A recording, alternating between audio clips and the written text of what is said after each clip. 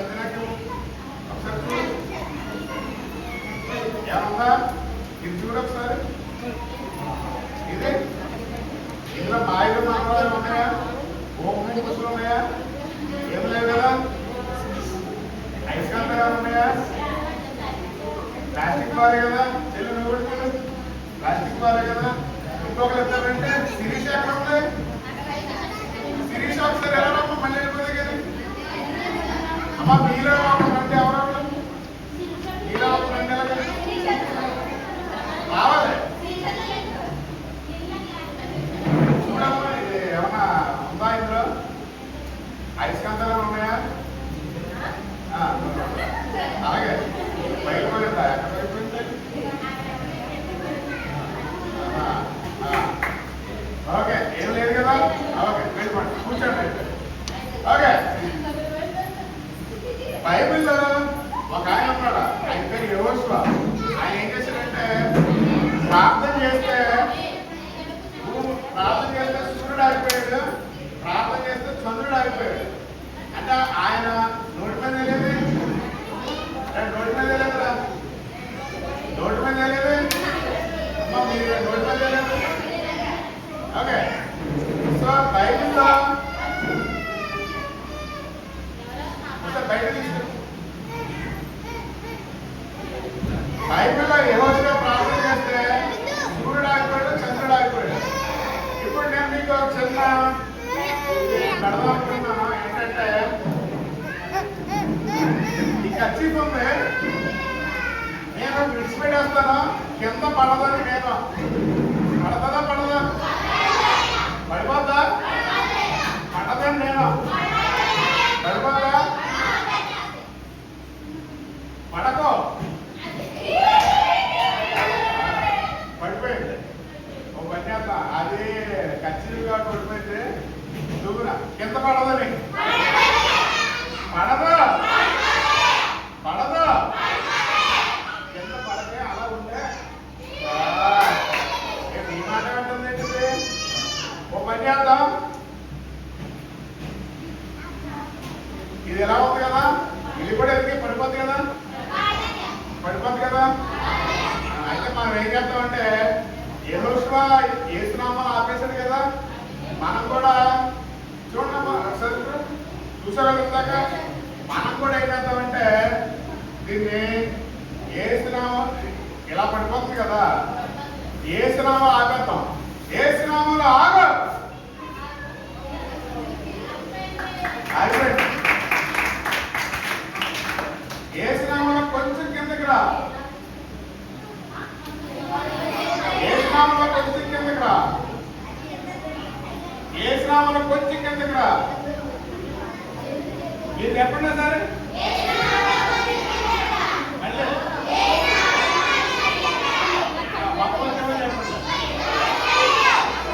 చూసారా యెహోషువనే కాదు ఏ సైడ్ మనం ఉంటే బాబు ఇందులో మ్యాగ్నెట్స్ ఏమి విధంగా చూసారు కదా యేసునామంలో మనం ప్రార్థన కలిగి ఉంటే ఆగిపోమంటే ఆగిపోతుంది అంటే అర్థమైందా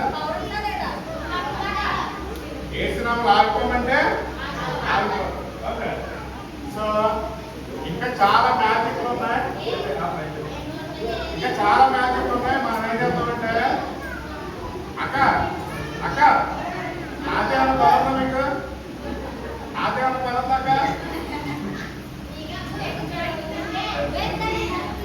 నాదేమన్నా పదందా కూర్చో కూర్చో ఈరోజు మనం ఒక అద్భుతమైన మిషనరీ గురించి తెలుసుకున్నాం అద్భుతమైన అందరూ కన్ఫ్యూజన్ చూడడం ఫస్ట్ ఇలా అందులో కాదు పరిస్థితి చదువు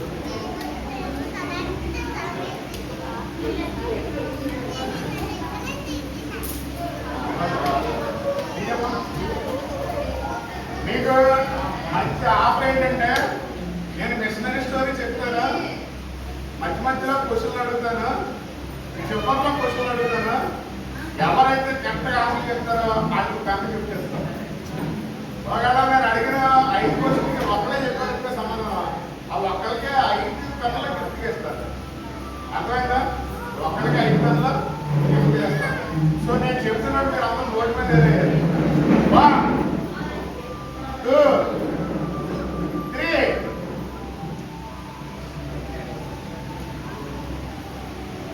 ఇంగ్లాండ్ దేశంలో చార్లెస్ థామస్ స్టడ్ అనే ఆయన ఉన్నాడు. ఇంగ్లాండ్ దేశంలో చార్లెస్ థామస్ స్టడ్. ఆయన సింపుల్ గా ఏమంటారంటే సిటీ స్టడ్ అని పిలుస్తారు. సి అంటే చార్లెస్, డి అంటే థామస్, స్టడ్ అంటే వాళ్ళ ఇంటి పేరు. Charles Thomas stud. Short cut ఏమని పిలుస్తారు? సిటీ స్టడ్ అని పిలుస్తారు. ఓకే, ఈ రోజుల్లో మీరు అందరూ ఐపీఎల్ చూస్తున్నారా? ఐపీఎల్ చూసేవాడు అందరూ చేయలేదండి. ఐపీఎల్ చూసేవాడు ఏమన్నా మీరు చూడరావన్నా? వెరీ గుడ్, లించండి. క్రికెట్ మ్యాచ్ చూస్తారా? క్రికెటర్స్ మీకు తెలిసిన క్రికెటర్స్ పేర్లు చెప్పండి.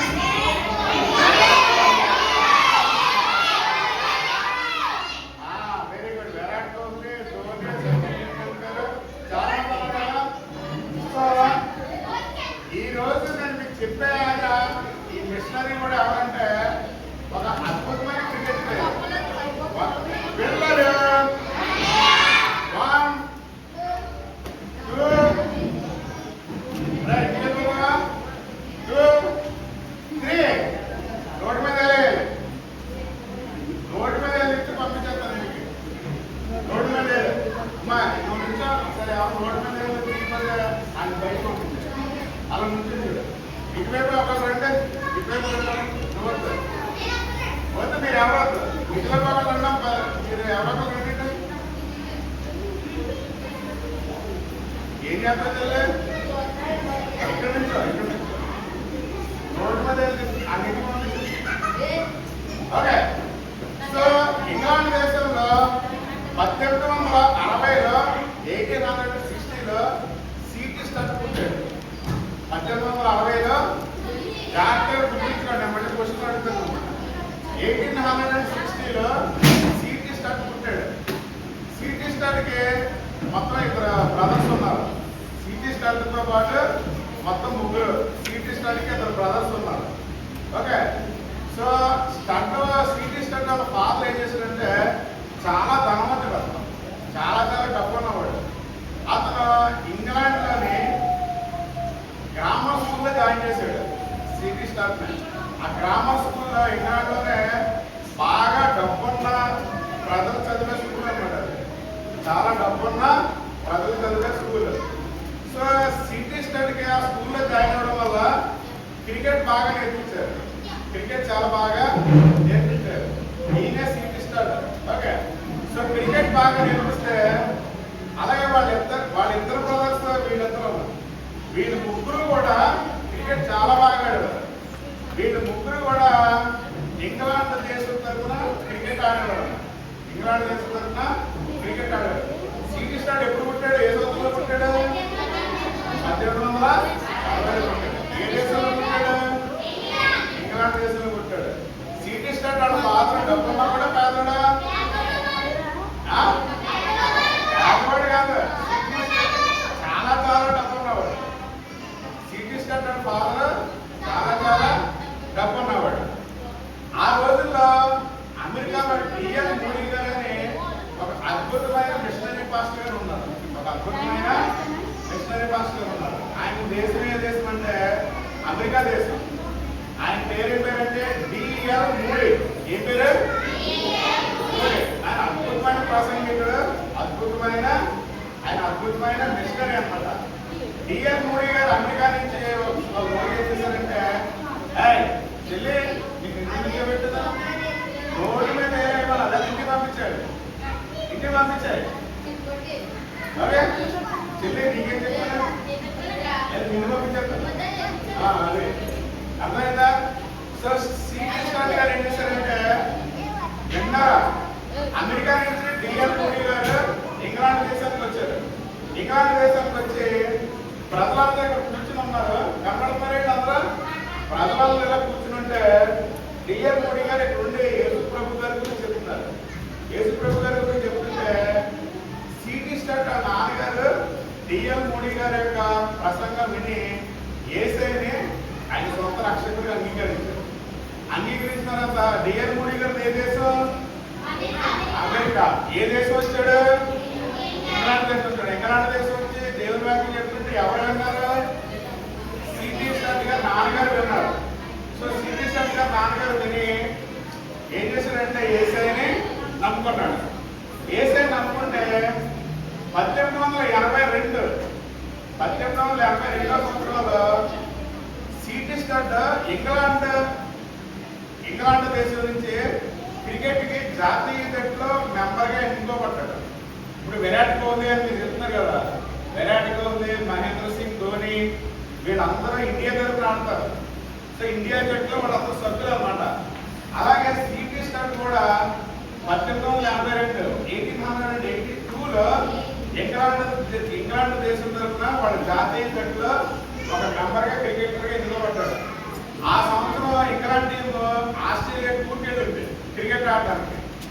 ఇంగ్లాండ్ టూర్ వెళ్తే అక్కడ ఏం చేసిందంటే ఆ టైం నుంచే కరెక్ట్గా సిటీ స్టార్ట్ ఆడుతున్న టైం నుంచే యాషెస్ సిరీస్ స్టార్ట్ అయింది. ఏమైందంటే ఆస్ట్రేలియా టీం ఇంగ్లాండ్ వచ్చి ఇంగ్లాండ్ తుప్పు కింద కొట్టేసి కప్పునెక్కి వెళ్ళిపోయింది ఆస్ట్రేలియా. అసలు క్రికెట్ కి పుట్టినిల్లు ఎక్కడ?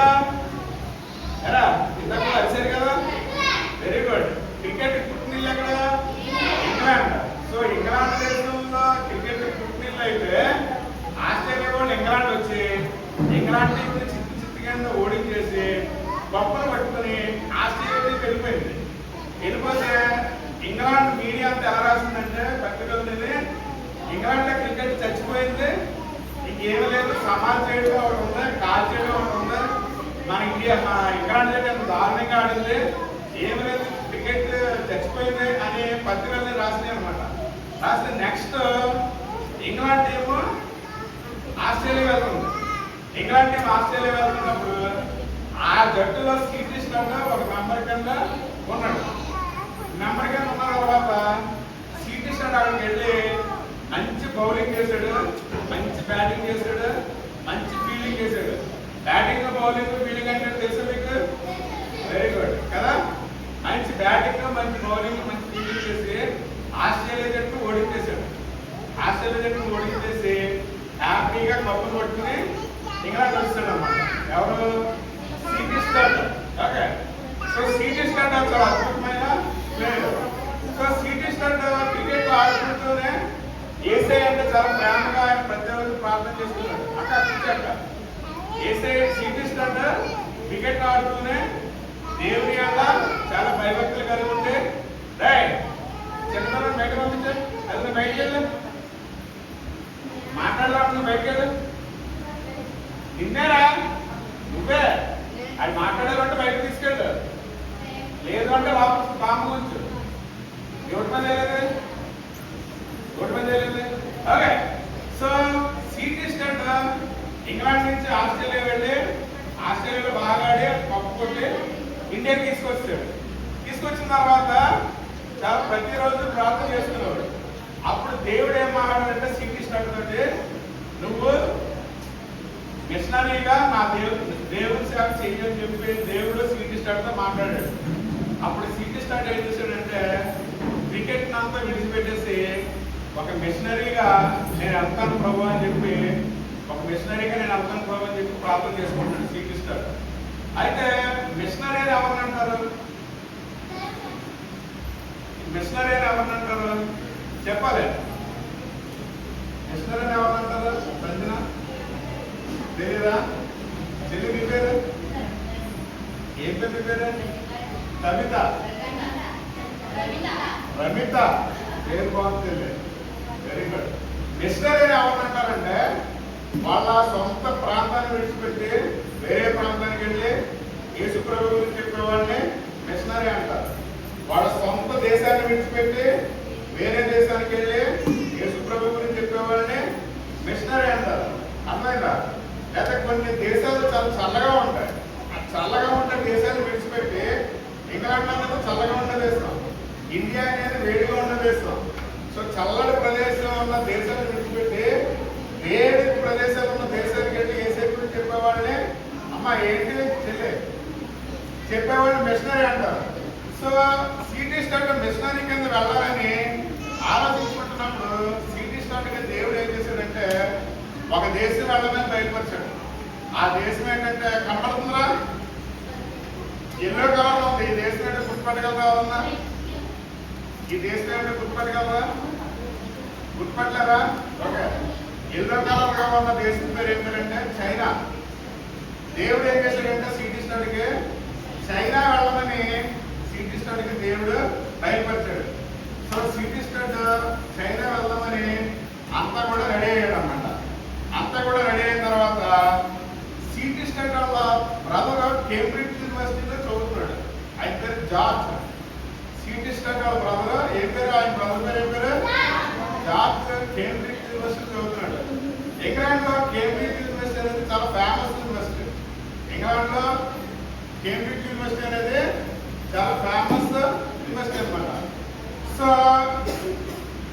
ఏం చేశాడంటే ఆ రోజుల్లో చైనాలో ఒక ఆయన ఆల్రెడీ ముందండి సేవ చేశాడు. ఆయన పేరేం పేరంటే హడ్సన్ టేలర్. హడ్సన్ టేలర్ గారు ఆల్రెడీ వీళ్ళందరికన్నా ముందు చైనా వెళ్ళి చైనాలో మిషనరీ సేవ చేశారు. అంటే మీరు మనుషులు ఎక్కడ ఉన్నారు కానీ మీ మనసులు లేవు ఇక్కడ. డిఎల్ మోడీ గారు వచ్చి అమెరికా దేశం నుంచి డిఎల్ మోడీ గారు చెప్తే మారాడు. ఓకే. సో సిటీ స్టార్ట్ ఏ దేశం వెళ్ళి పక్కకు వచ్చాడు? ఏ దేశం వచ్చాడు? ఆస్ట్రేలియా వెళ్ళాడు. ఆస్ట్రేలియా వెళ్ళి ఏదో కలిసేదంటే ఏదో చెప్పేదంటే అది సేవా లేదా? ఇప్పుడు మాకు మా వయసులో ఏ వయసు పెద్దలేదు. ఓకే. సో ఎలా ఉన్న తర్వాత ఒకసారి ఏమైందంటే ఇంగ్లాండ్లోని టాప్ యూనివర్సిటీస్ ఉన్నాయి. కేంబ్రిడ్జ్ యూనివర్సిటీ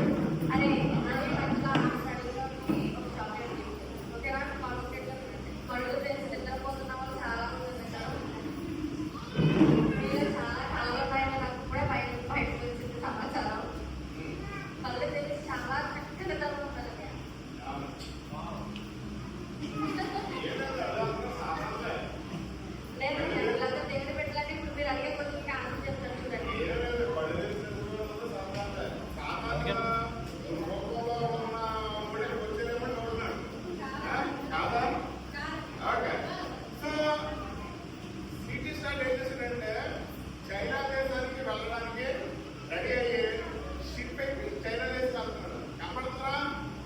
షిప్ ఎక్కి షిప్పింగ్ నడిపేస్తాను ఏమంటారా?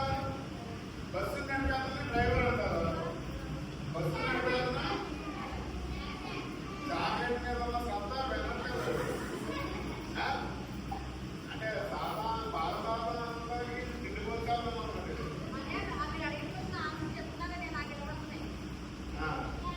ఓకే. సో షిప్ నడిపేస్తాను ఏమంటారంటే కెప్టెన్ అంటారు. ఈ కెప్టెన్ చాలా దారులు చాలా అబద్ధాలు ఆడతారు.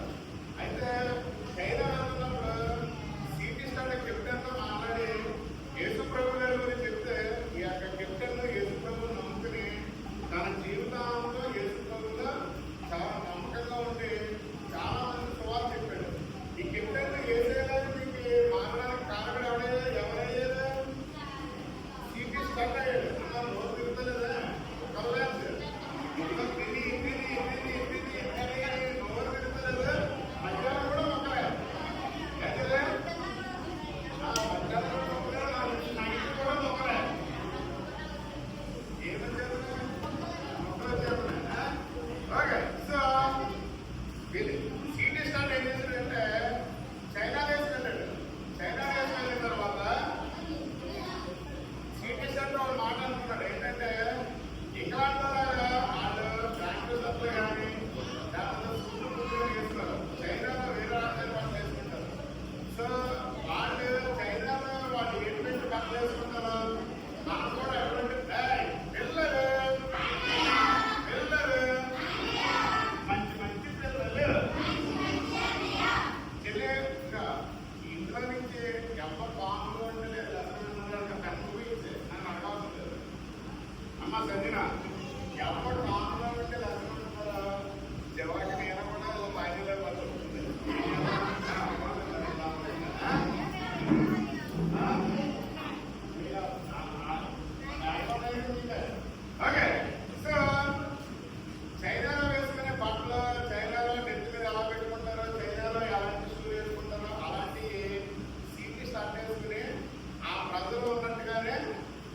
స్టార్ట్ కూడా అలా మారి వాళ్ళందరికీ కూడా దేవుని సువార్త ప్రకటిస్తున్నారు.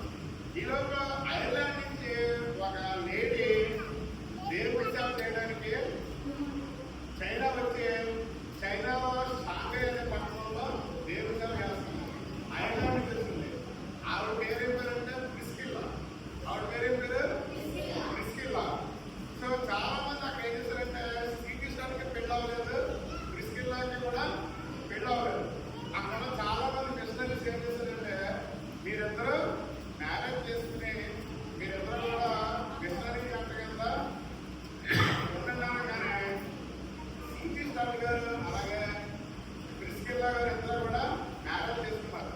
మీరు చూడండి, మ్యారేజ్ పట్ల వేసుకున్నారు ఇక్కడ ఏమన్నా లేడీ వైట్ గౌన్ కానీ వైట్ శారీ కానీ ఏమన్నా షూ కానీ లేకపోతే సూట్ కానీ ఏమైనా వేసుకున్నారా?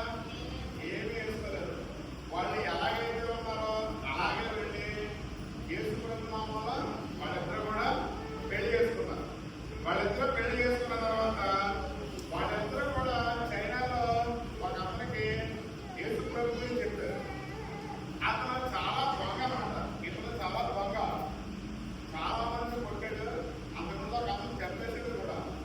చంపేసిన అతనికి ప్రిస్కిల్లా మరియు శ్రీకృష్ణుడు వెళ్ళి ఇతనికి పేరు మ్యాన్వేడ్, ఇతని పేరు ఏం పేరు ఇతనికి వెళ్ళి యేసు ప్రభు గురించి చెప్తే అతను మారు మనసు పొంది బలిదానాలు పొంది కన్యలతోటి తను చేసిన ప్రతి పాపాన్ని ఒప్పుకుని అక్కడికి అక్కడ ఏంటంటే యేసు ప్రభు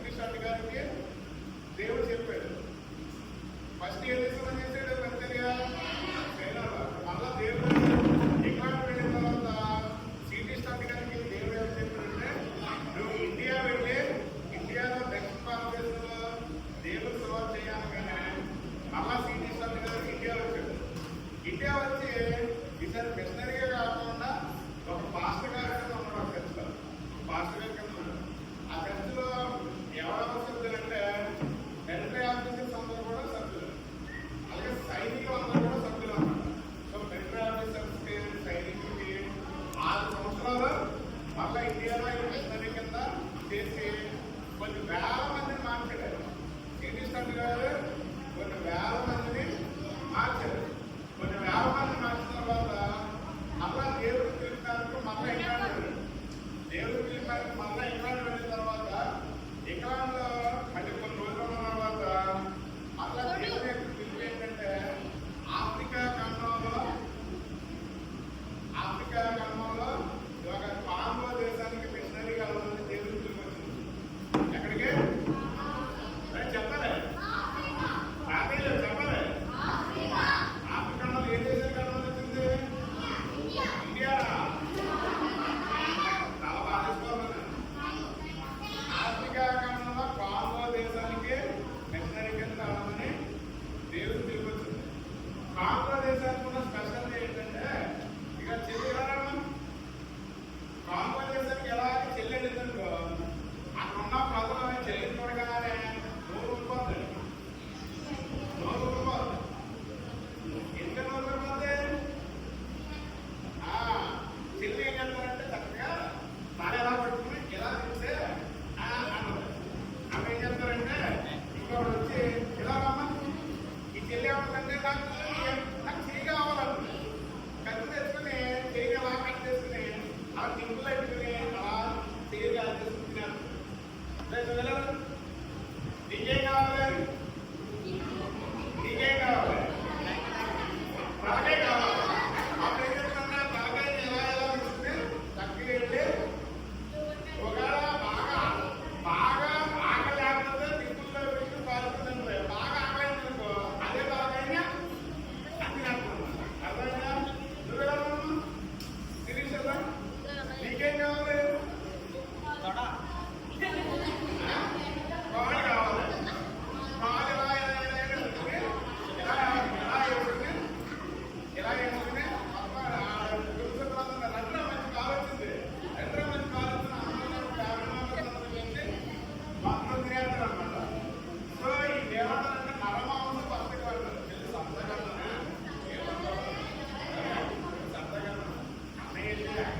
ఎలా వచ్చి బాగా చేయగలుగుతారు. సో వాడు పరమాత్మ పక్షం కడతారు. అలాంటి దేశానికి శ్రీకృష్ణ దేవుడు పిలిపించారు. పిలిపిస్తే దేవుడు కృపణ శ్రీకృష్ణ ఏం చేసిందంటే కాంగో వెళ్ళాడు. కాంగో వెళ్ళి అలాంటి నరమాంస పక్షకుల మధ్యలో ఏసే గురించి చెప్పి ఆ నరమాంస పక్షకులు అందరినీ కూడా ఏసేలోనికి మార్చేశాడు. నరమాంస భక్షకులు చూసారా? ఆ ఇంటి ముందు ఏ రావాలనే తలకాయలు. నీకు ఇష్టమైంది తలకాయ మాసం కదా? నీకు ఇష్టం కదా? సో ఇలా తలకాయలు రావాలంటే మనిషిని కంపల్సరీ కాదు పట్టుకుని తినేసి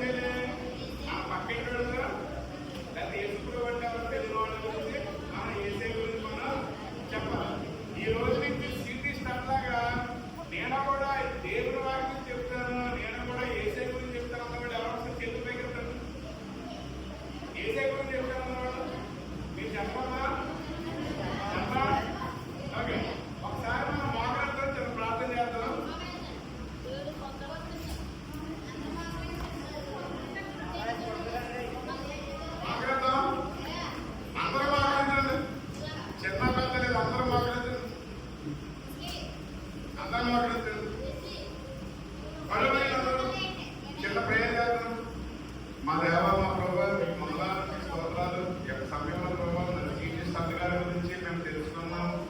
సిటీ స్టార్ గారి ప్రభావ ఇంగ్లాండ్ దేశంలో ప్రభావ మంచి క్రికెటర్, చాలా డబ్బు ఉన్నాయని తండ్రి. మరి అటువంటి మంచి వ్యక్తిని ప్రభావ, అద్భుతమైన క్రికెటర్ ప్రభావ మీ యొక్క సేవ గురించి చైనాకి తీసుకెళ్లాలని బట్టి మీకు వందనాలు. చైనాలో ప్రభావ మరి రిస్కిల్లా గారిని పెళ్లి చేసుకున్న ప్రభావ, మరి అక్కడ నలుగురు పిల్లలని ప్రభావ వాళ్ళు కని అక్కడి నుంచి తండ్రి మరి ఇంగ్లాండ్ వచ్చారు తండ్రి. ఇంగ్లాండ్ వచ్చిన తర్వాత తండ్రి మరి ఇంగ్లాండ్ నుంచి మళ్ళీ అమెరికా వెళ్ళి అక్కడ చాలా మంది మిషనరీస్ గా ప్రభావ వాళ్ళందరినీ కూడా సిటీ స్టార్ గారు చేశారు ప్రభావ. అదే టైంలో ఇండియా వెళ్ళి పరిచయం చేయబడితే ఇండియా వచ్చి ప్రభావ 6 సంవత్సరాలు ప్రభావ మీ యొక్క మిషనరీగా సేవ చేశారు. అక్కడి నుంచి ప్రభావ ఆఫ్రికా ఖండంలో తండ్రి మరి పాంగాల దేశాలకు వెళ్ళి నరమాంస పక్షులకు దేశాలకు వెళ్ళి తండ్రి మరి మీకు సేవ చేసేది కొన్ని వేల మందిని మార్చారు తండ్రి. అలాగే దేవా మరి వాళ్ళ లాంగ్వేజ్లను ప్రభావ బైబిల్ కూడా ట్రాన్స్లేట్ చేశారు. ఏసే మరి ఉన్న ప్రతి తమ్ముడిని చెల్లి ప్రభావ మీ యొక్క హస్తాలకు అప్పగించుకుంటున్నాను. మా దేవ మా ప్రభావ మరి ప్రతి ఒక్కరు కూడా తండ్రి మీ యొక్క హస్తాలకు అప్పగించుకున్నాను తండ్రి. వాళ్ళ ప్రభావ మరి మీ యొక్క సేవ చేయగలిగేలాగా సహాయం చేయమని పెట్టుకున్నాను. తమ్ముడు చెల్లి సమయంలో నేను మిమ్మల్ని ఒక చిన్న మాట అడుగుతాను. నేను సిటీ స్టార్ గారి లాగా నేను కూడా నా చుట్టుపక్కల వాళ్ళకి, నా పొరుగు వాళ్ళకి, ఏసై అంటే ఎవరు తెలియని వాళ్ళకి నేను ఏసై గురించి చెప్తాను. సిటీ స్టార్ లాగా నేను ఏసై గురించి చెప్తాను. ఒకసారి మీ కుడి చేతిని పైకెత్తాను. నేను కూడా ఏసైకి, నా ఫ్రెండ్స్ కి, నా మిత్రులకి చెప్తాను. మీ కుడి చేతిని పైకెత్తాను. ఎవరైతే మీ కుడి చేతిని పైకెత్తారో ఒకసారి మీరు నిల్చోండి. ఒకసారి మీరు నిల్చోండి. ఎవరైతే కుడి చేతిని ఎత్తారో వాళ్ళే నిల్చోండి. మిగతా వాళ్ళు ఎవరైతే మీ కుడి చేతిని ఎత్తారో వాళ్ళే మీ కుడి చేతిని మీ గుండెల మీద పెట్టుకున్నాను. ఒకసారి నాతో ఈ మాట చెప్పండి. యేసయ్యా నేను కూడా సిటీ స్టార్ గారి లాగా మీ యొక్క వాక్యం చెప్పడానికి మిషనరీగా నేను వెళతాను. కష్టాల్లో, నష్టాలలో, బాధలలో మిమ్మల్ని చూస్తూ మీ యొక్క వాక్యం